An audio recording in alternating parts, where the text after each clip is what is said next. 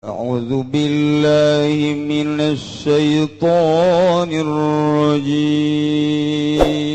بسم الله الرحمن الرحيم يا ربي بالمصطفى بلغ مقاصدنا واغفر لنا ما مضى يا واسع الكرم أيها الذين آمنوا hai jelma nu ariman ka Gusti Allah rek larek awawe la yabluwannakumullah yakin Allah bakal nguji karanjeun ka babisain ku kreditan tanaluhu anu bisa babari dicekel aidikum ku leungeun daratang sorangan kredit teh ka imah dek ngeredit mobil datang dek ngeredit motor datang diangsong-angsongkeun ka imah komo ai gincu mata madu geus das warima hukum nu galal de mah urang kudu lempang ka ditu tapi tetep bae babari ieu dilarang ku Gusti Allah lialam Allah ngara Allah nyahoeun maya qafuhu bil gaib ka jelema anu sieun ka Gusti Allah secara gaib sieun teh ka Gusti Allah Allah teh Allah teh kadeu kurang tapi Allah innallaha ma'ana neuleukeun ka urang saha coba mayaqafuhu bil gaib nu sieun ka Allah begitu datang angsongan kreditan garang inget ka Allah Allah neuleukeun riba ieu kajian kumaha ge henteu abdi mah moal ngredit moal abdi mah moal kadeuleu tegerna iman di jero dada tawaran deui ieu mah kredit tapi murah bungana teh 1% teh 10% acan ieu mah lah ngan 2% doang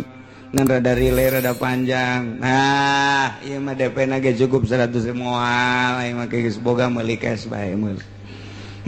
aing mah kadeuleu tegerna Assalamualaikum bagi Mbak belum ada motor ya di sini iya belum ada ini ya udah saya bawain deh mau pengen motor apa nggak punya uang gampang uang mah udah tiap bulan aja ya kecil anu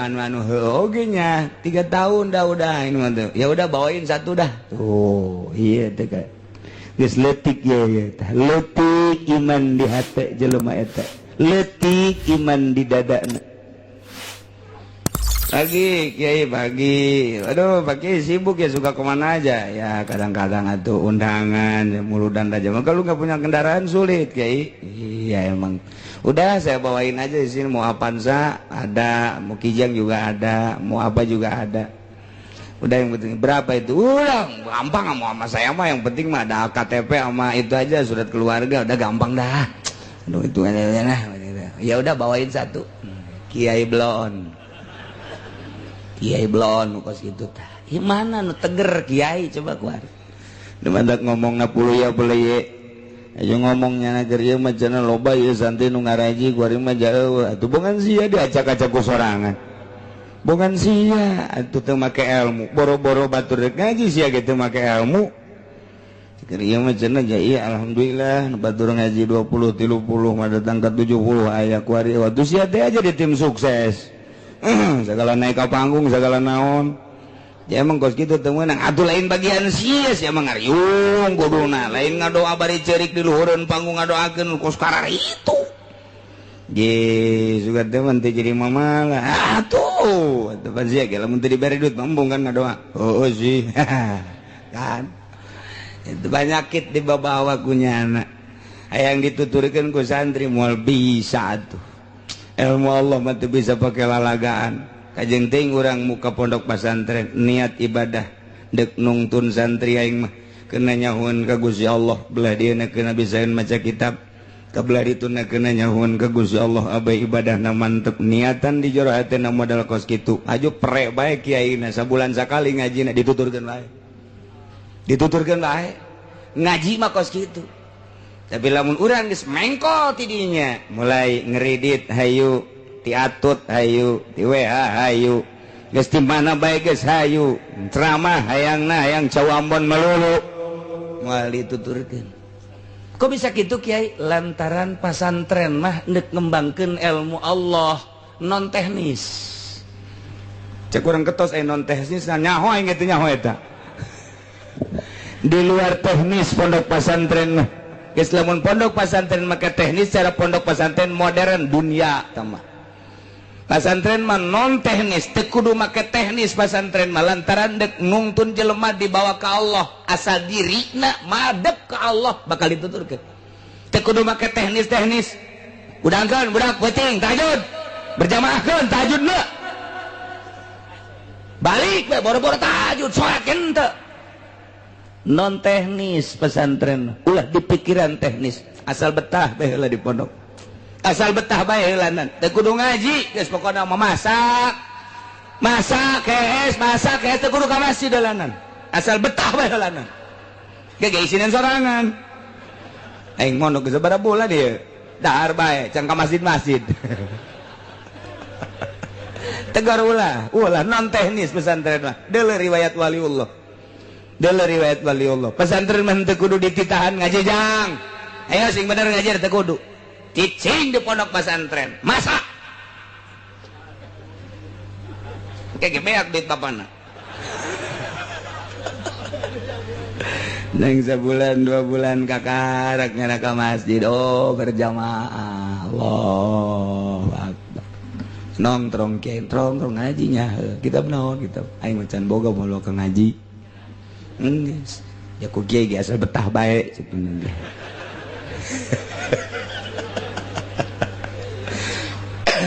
Ti aya aturan ngaji teh aya aturan sing ade ulah salah lantaran pondok pesantren mah aya anu setahun bisa ngejar 10 tahun beda ilmu Allah mah dikejar sabulan bisa mengejar pelajaran 10 tahun gitulah ya Allah lamun geus mere ilmu kahiji santri masya Allah eta mah make teknis gitu modern tah mah ini mustak kita mudirun tah mah moborot apa pondok pesantren mah tiba heula lagi sok kira tiba heula lagi santri botakan kos du frustasi ke masjid kabeladi dah geus embungnya sih bau suka segitu kan mun babaturan saya tanya saya satu kumaha aing bae sapiring ka Allah mah teu kudu bisa kecuali ka mall ka Allah paling jeung ngabatur aing jeung sia sih telok nya geus satu atuh bararu bentek eueuh masalah dahar teu puguh waktu emang santri puguh waktu henteu coba bapak-bapak ibu-ibu datang ke pesantren Cilok jam sabaraha bae aya bae nu masak jam sabaraha bae aya nu masak tas subuh aya nu masak jam 7 aya nu masak jam 8 aya nu masak jam 10 aya nu masak jam zohor kiai ka masjid nyana masak asar batur ngaji nyana masak peuting waya istirahat nyana memasak keneh bae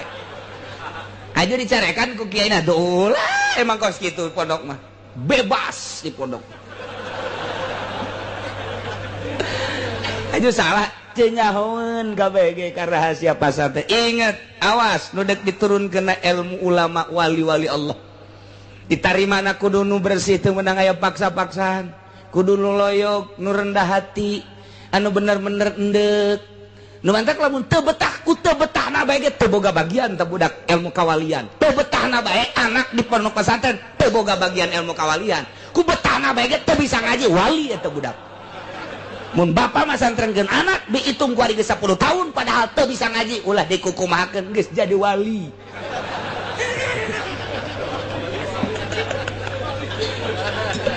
ye emang lain deui atuh lain dari pondok pesantren teh meunang aya aturan-aturan eta mah aturan-aturan ge sewaktu-waktu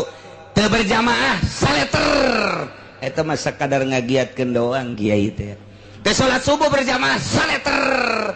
di jero hatena mah biasa-biasanya supaya budak giat doang kebelah dituna geus giat batu geus henteu deui mana aya nu langgeng aturan di pondok pesantren tuh biasa bae tuh sabulan 2 bulan guys jangan rada betah mulai ngaji sorogan ilaman lawamina binawi matu ambilin baruan siramatu bukan matu kita bang ngaji di pondok makos lalagaan nanti jatuh mana bayadun leng saminggu tuh ngaji ngaji tadi pohon deui ya tatepkeun bae geus kitu bae pokona pondok pesantren mah setahun 2 tahun 3 tahun 4 tahun 5 tahun 6 tahun aya muludan di mana ceng sia pesantren geus kebal coba sia jadi MC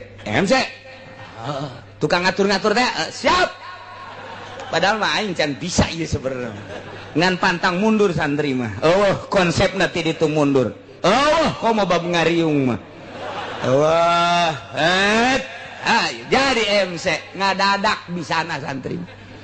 emang dididik ku guruna titah jadi protokol henteu pendidikan protokol pendidikan MC begitu bisa nyana kebeneran dari korina jeng korina can datang hawasina aceng banyak siap nyana pan jadi kori pohara jasa pan ya beda sautak saeutik lah beres ya tuh sambutan tuan rumah aceng bae lah sambutan tuan rumah sekalian guys gas mau balik lambat macet nyaw datang nyaw teh aceng bae siap diborong ku sorangan bae datang ka imam nya ngalamun bae aing sina naonan cekeuna santri bagos kitu emang aya nu dipetakeun ti mimina bahan-bahan ngaji doang ngaji kemetakna di imah kabeh santri mah kos kitu tidok aya coba ayeuna pipidatoan eueuh ti dituna coba kokorian eueuh ti dituna kumaha prakna bae tuh kakarak dinya mikirnya berarti iya nu kapake ye di lembur teh karak nya mikir saeutak saeutik der bae geus 10 tahun diustadkeun tad kemana tad ulah marah emang gitu aduh aing naik jadi ustad dia isuk tad kemana orang nonton bola yuk siap ustad bae wah nonton bola menonton bola baik da ustad tah santri mah non teknis kajian gedeng teu meunang terus bae kiai na ngaji bae lillahi taala teu meunang marah ka santrina teh aya lain boga maksud tertentu mah kecuali boga maksud tertentu ngadidik ku cara marah masalah breng 10 tahun 15 tahun kadele kuari padahal mah di pondokna tilok ngaji tapi di imahna masyaallah kapake tuh cek lembur teh ajang ulah ka mana nya ieu masjid jauh deui di kokolot teh aing dipikolotkeun burung jeung nya nah hateuna seserian leh siap sapira jadi imam leh santri ogos gitu. Nah, eueun teu maju kabeh ge maju. Dak di Jakarta coba nu nyekel-nyekel masjid, pondok pesantren naon kata mushola, santri salap mayoritas. Hampir 70% Jakarta nu aya di masjid urang Pandeglang, urang Serang, urang Tangerang salap. Di Bandung sarua bae masjid-masjid dicekelan ku bangsa nu keluaran lain salap masyarakat teu narima. Heran dipaksakeun ge lain bae cak teh lain kos kitu lain. Padahal belum keluaran salap, masya Allah, salah seutak seting mah geus maafu. Naon eta? Teureuna basicna awalna memang maksud ibadah. Jadi ngeunaheun dibawana endek ibadah dibawa kudu sok ibadah nikmat. Tapi lamun masyarakat dek ibadah dipimpin kuno lain ibadah duduiteun lain deui bae hatena.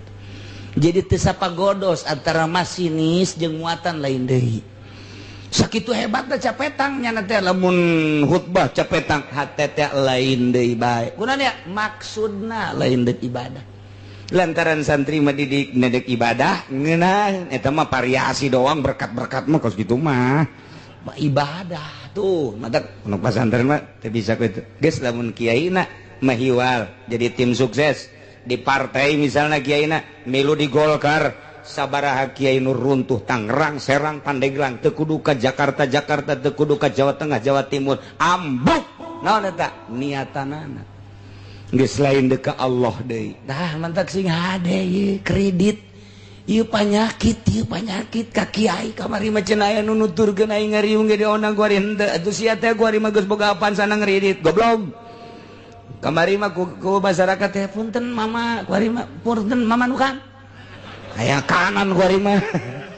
geus di luar nyaritakeun nah lain kiai kemah kos kitu ngredit lain kiai kemah nya mah jangan doana ge ini tim sukses lain kiai di satu kantong kos gitu beda guys teh nyambung penyakit dibawa iya la yabluwannakumullahu bisyai'im minas sayd Gusti Allah teh nyoba ka ahli Mekah ka urang Arab lantaran kehidupan orang Arab teh ngabuburon dicoba ku Gusti Allah supaya ulah ngabuburon kebenaran harita teh keur ari ihram mereka Mekah wa hum muhrimuna jan selanjutna ge lain keur ihram ge ieu teh tepati bagus sabenerna mah dina kahirupan Maisha teh urusanana ngabuburon kurang bagus nu paling bagus mah tani nomor kedua dagang eta nu paling hebat mah Maisha nomor kahiji tani nomor kedua dagang geus sakitu dagang nage sing hade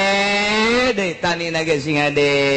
ku ayeuna mah nah ieu lialam Allah maksudna Allah dek nembongkeun ka nyaho Gusti Allah ge lain Allah supaya nyaho lain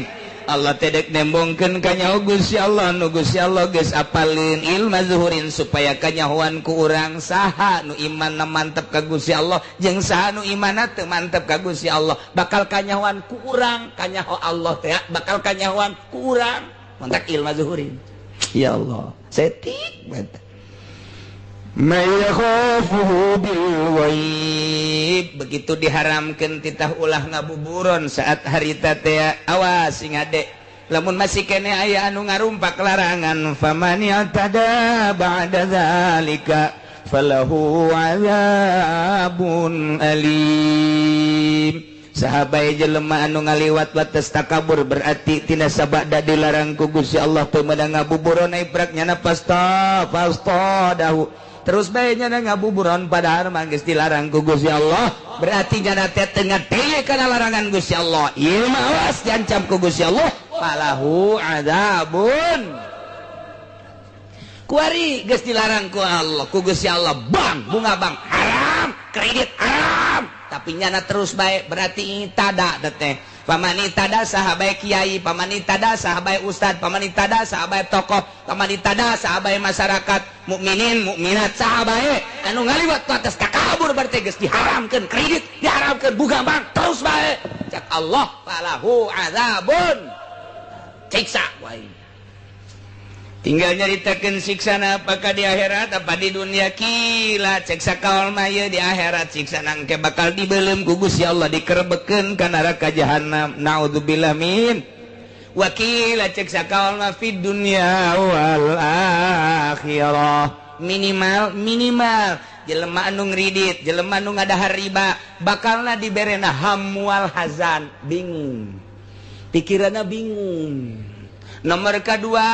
gede beteng betengna gede lain gede beteng gede beteng mah reuneuh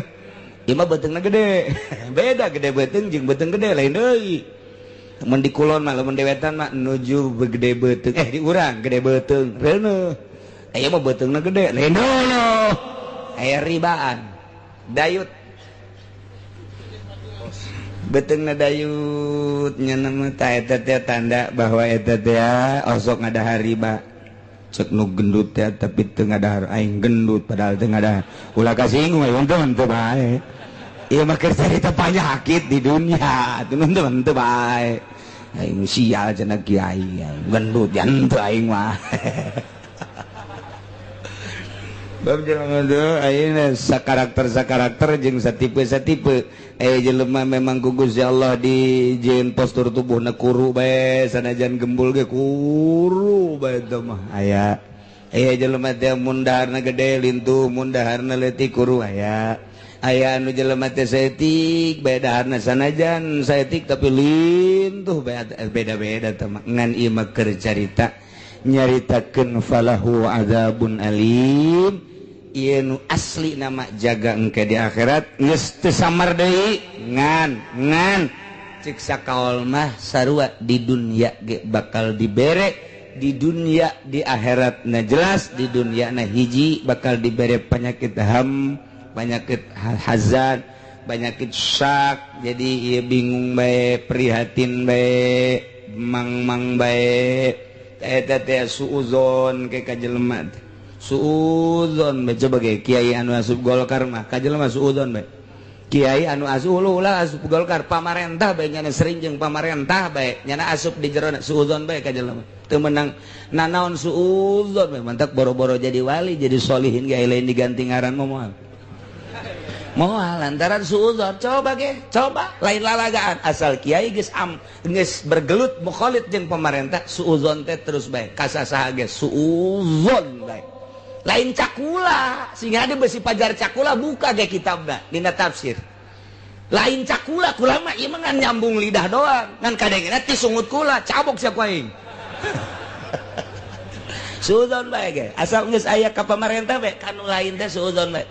tapi lamun cekas kiaina waya jeung pamarentah dakwah aing mah ka pamarentah ge waya jeung pedagang dakwah aing mah waya jeung masyarakat nyana mah tilok aya suudzon-suudzonan biasa bae ka Gusti Allah nek duduhkeun ieu mah aing mah ka Gusti Allah waya nita ngazakat waya nyaritakeun teh jujur ka pamarentah teh pinarakaeun ka mah kabeh ge jelema kabeh ge yeuh bakal pae lempeng ngeunaheun kadengena sanajan teu nuturkeun